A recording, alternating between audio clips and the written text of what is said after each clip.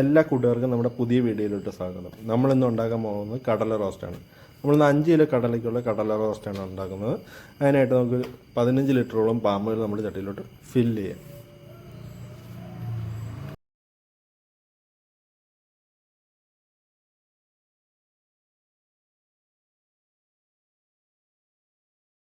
അതിനായിട്ട് വേണ്ടി നമുക്ക് കുറച്ച് ഉപ്പ് ഇടാം. ഒരു 60 ഗ്രാം ഉപ്പോളം നമ്മൾ 5 കിലോ കടലയ്ക്കായിട്ട്.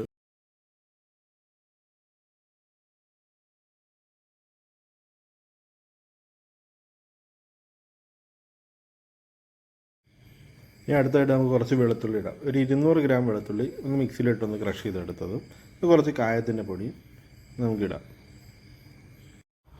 ഇനി നമുക്ക് കുറച്ച് കറിവേപ്പിലയും കൂടി ഇടാം അതിൻ്റെ അകത്തിട്ട്.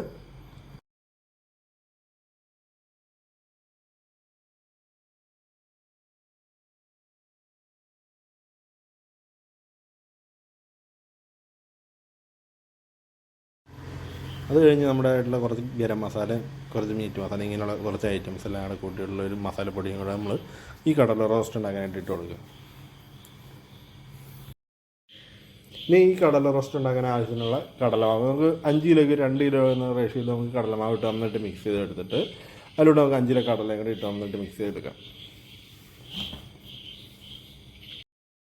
ഇപ്പോൾ നമ്മുടെ എണ്ണ അതിനാവശ്യത്തിനുള്ള പാകം ചൂടായിട്ട് നിൽക്കുകയാണ്. അധികം ചൂടായി പോയിട്ടുണ്ടെങ്കിൽ ഈ കടലയൊന്നും വിട്ടു വരുന്നതായിരിക്കില്ല, എല്ലാം കട്ടവത്തി പോകുന്നതായിരിക്കും.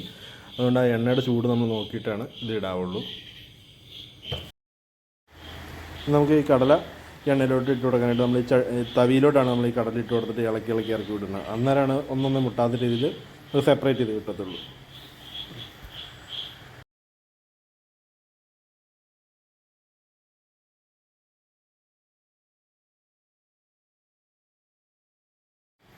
നമ്മുടെ ഈ കടലെല്ലാം ഇട്ട് കഴിഞ്ഞിട്ട് നന്നായിട്ട് ഇളക്കണം. ഇളക്കി കഴിഞ്ഞാലാണ് എവിടെയെങ്കിലും ഈ കൂട്ടി ജോയിൻ്റ് ആയിട്ട് ഇരിപ്പുണ്ടെങ്കിൽ എല്ലാം വിട്ട് നമുക്ക് സെപ്പറേറ്റ് ആയിട്ട് കിട്ടത്തുള്ളൂ.